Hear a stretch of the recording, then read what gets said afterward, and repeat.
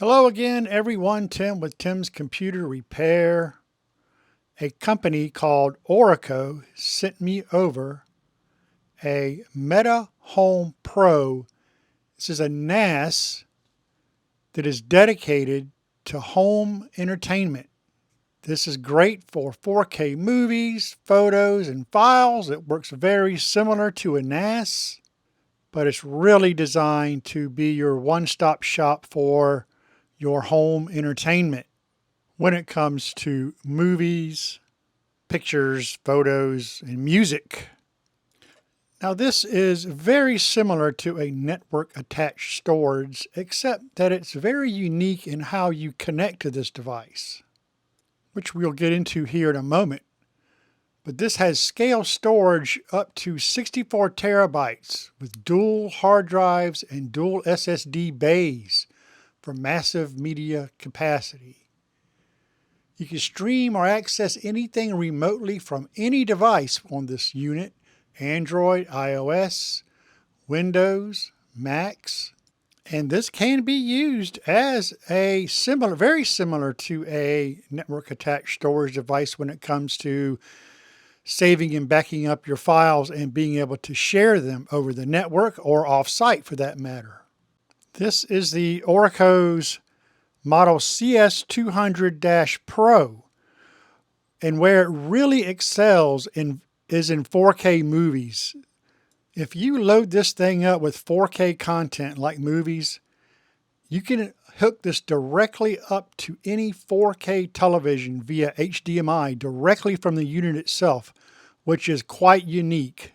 You can also stream the movies or music to any device: tablets, phones, like I say, iPhones, iPads, Android tablets.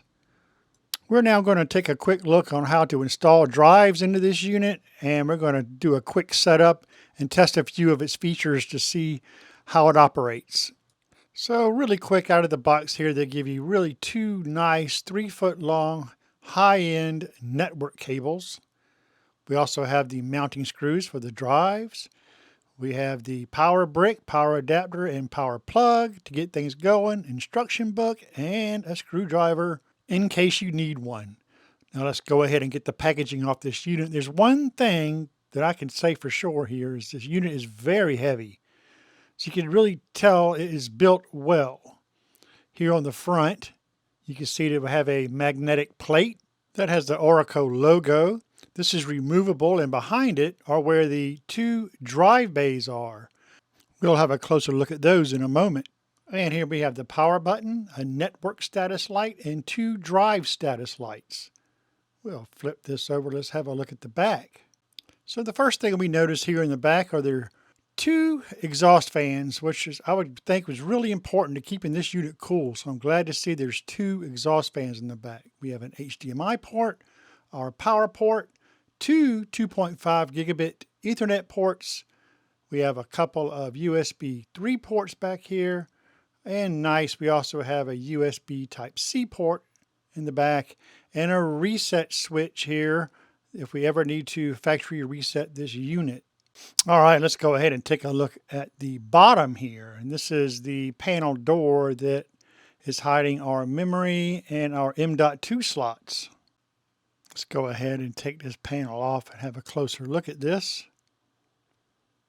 So as you can see here, we got a space here for our two NVMe drives, and we also have two memory slots, which is great. They provide that. One slot is occupied by a 8 gigabit memory stick, and we have room to expand to however much more you want, up to 32 gigs of memory. Let's take a closer look at these front drive bays here. They do lock in. Just press these buttons here and you'll see the grate snap up, and you can pull these cages right out. These hold a 3.5 inch and a 2.5 inch drive apiece. These front bays support up to 24 terabytes. So no matter what drives you decide to go with this NAS or this unit here, I would highly recommend drives that are meant for NASes. However, for demonstration purposes on this video, I'm just going to use a couple of Kingston 1 terabyte NVMe drives so we can get this thing installed and take a look at how it sets up. Now these NVMe drives install just like any other NVMe drive does. We just have to remove the retention screw, pop in the NVMe drives, and secure them down with the screw. Go ahead and put our back panel back on. Then you just go ahead and hook up the power connector there, get some power to it, and we'll hook up either one of these gigabit ports that goes to your router and press the power button. Now what you want to do is head over to your PC or your phone or your tablet, doesn't matter, Android, iOS, what have you. Head over to the website listed here. You'll have your options. We're going to choose Windows and we're going to download their app, also available from the Apple Store and the Android Play Store. So once you have the CyberData app installed, you want to go ahead and run it and give it a second to detect your device. And as you can see, it automatically detected the NAS there. So we're going to go ahead and select Connect. And when it is connected, it will detect that you might need an upgrade. So you want to go ahead and apply whatever upgrade is needed. You just click on that button there and it will start the update itself. Now I will say this is the only thing with this product. You cannot connect to it without the app itself. You can't go directly to it off of the network. So you have to have the app running in order to connect to the device. However, once you use the app to connect to the device, it will then mount drives, network drives on your computer or whatever device you have. And you can just kind of go from there. But that's the only caveat is you have to access the device through the app first. So now the update has finished, we now want to do the administrator initialization. You just press that button there and we'll go ahead and give this device a username. I'm going to name this, you can name this whatever you like. I'm going to name this Tim's computer just because it's convenient. And then we want to put in a secure email address to have a verification code sent to it. It will send you a verification code. You just put in your verification code there. And once it accepts your verification there, we want to go ahead and set a password. You want to set a really strong password for any device that's on the network. So we'll just set us a password up here and we'll confirm our password down here. Then we'll go ahead and click register. Now what I did not realize is the username cannot contain any spaces, and actually capital letters or not, doesn't matter. It doesn't have to be any caps at all. It doesn't register that. So we can get rid of this space here and then click register. And then we're on to the interface. Now you can see we're ready to log in. We have the login option here.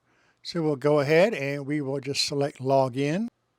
And here we'll be able to put in our username and password as we set up just a moment ago.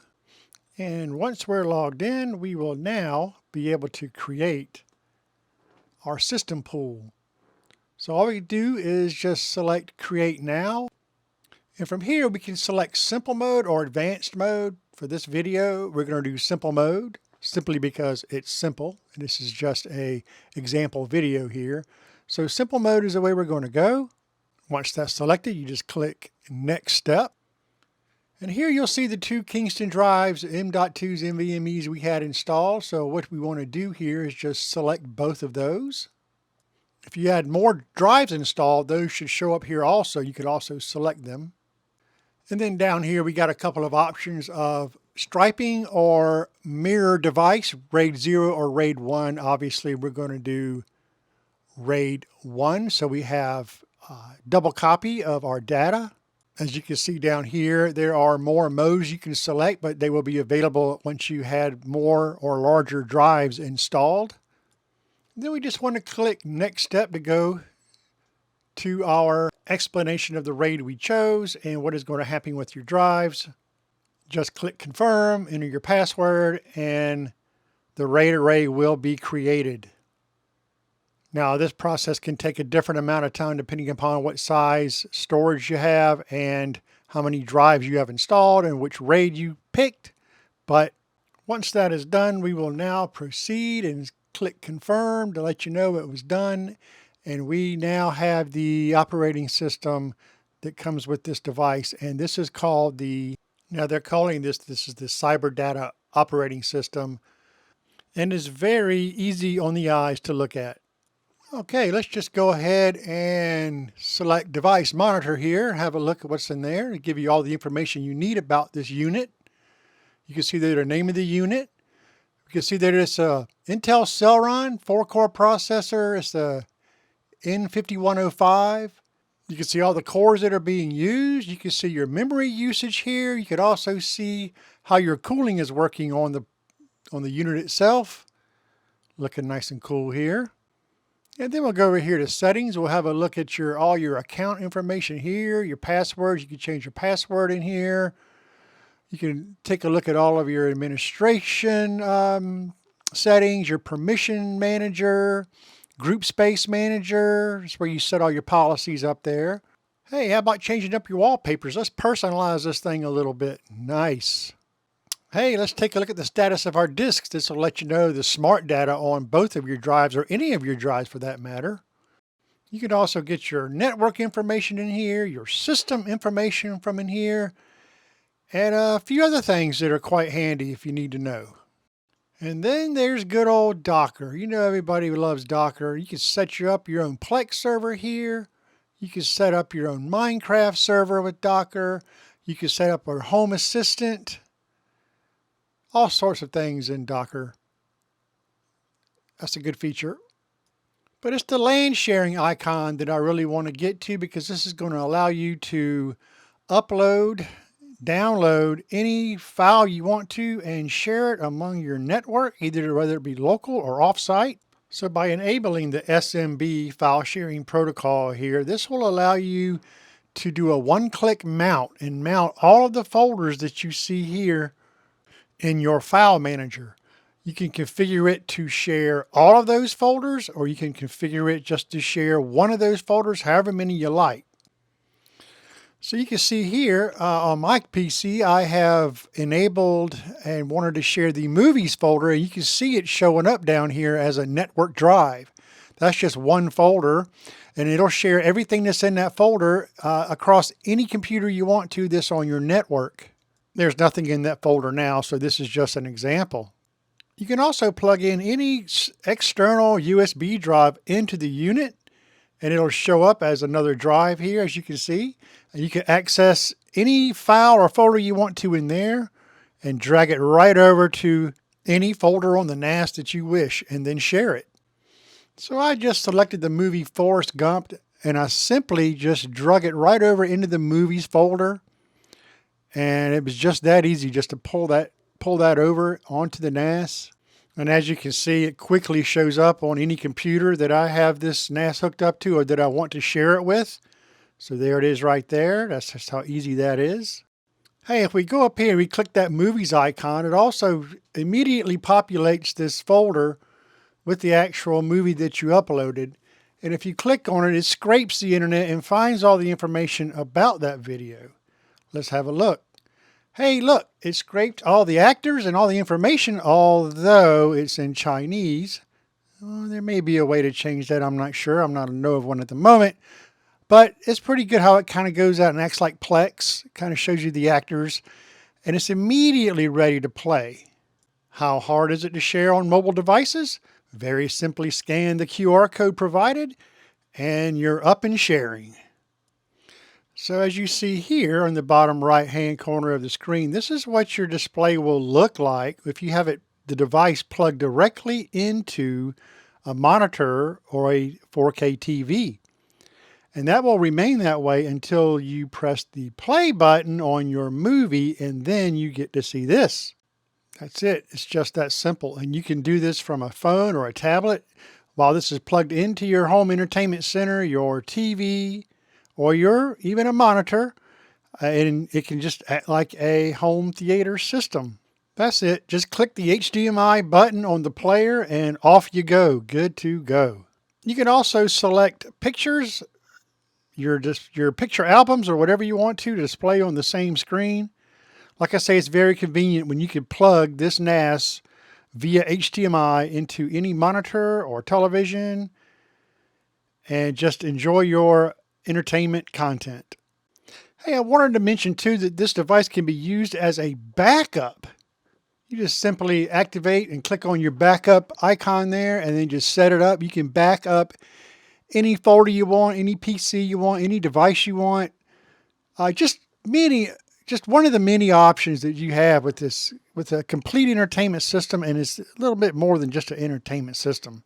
Hey, I'll have a link down in the description area below this video for this device. If you're looking to check it out, I would recommend it. Just keep in mind you have to use the app to access that NAS, but once you use the app, you can mount any drive you like or any folder you like. It's a decent device. So that's going to wrap this one up, everyone. I hope you enjoyed this little review of this NAS/entertainment system. So if it's something you're interested in, check it out. I am Tim with Tim's Computer Repair. See you soon.